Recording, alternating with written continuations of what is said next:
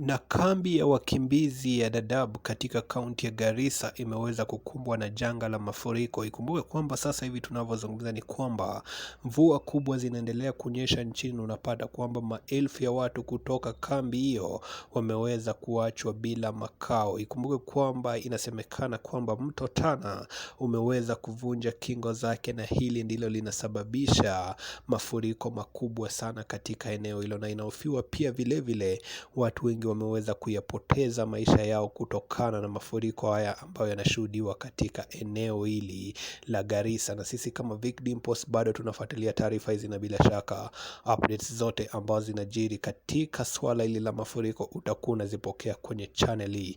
Unachohitaji ni kusubscribe kwenye channel hii ili wa kwanza kupokea taarifa zetu pindi tunavyozi upload, na bila shaka ndani ya Vic Dimples you will be updated. Au sio? Peace.